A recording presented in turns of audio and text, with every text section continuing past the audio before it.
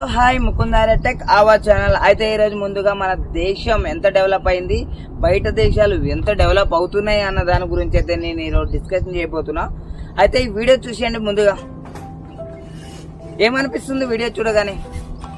నాకు తెలుసు బయట దేశం వాళ్ళు ఇంత అడ్వాన్స్డ్గా ఉండడానికి కారణం ఏంటంటే 6th స్టాండర్డ్ నుంచే పిల్లలకి ప్రాక్టికల్ నాలెడ్జ్, అంటే వాళ్ళ యొక్క వృత్తిని డెవలప్ చేసుకోవడానికి ప్రాక్టికల్ నాలెడ్జ్ అంటూ చిన్నపిల్లల నుంచే ఇస్తున్నారన్నమాట.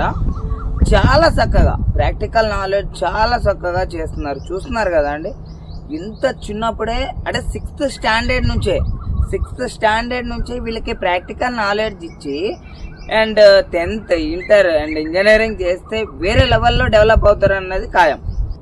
కానీ మన ఇండియాకి వచ్చేసరికి ఇగో ఇట్లుంది కథ.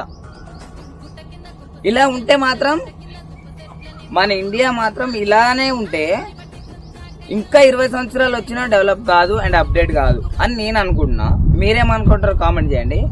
అండ్ ఇలా అవ్వద్దు అనుకుంటే మన ఇండియాలో కూడా 6th స్టాండర్డ్ నుంచే practical knowledge and education knowledge ఇచ్చినట్లయితే మన ఇండియా 10 yearsలోనే ఫుల్ డెవలప్ అవ్వడానికి కారణం అవుతుంది అండ్ చాలా అప్డేట్ అవుతుందని చెప్పి ఈ వీడియో తీశాను.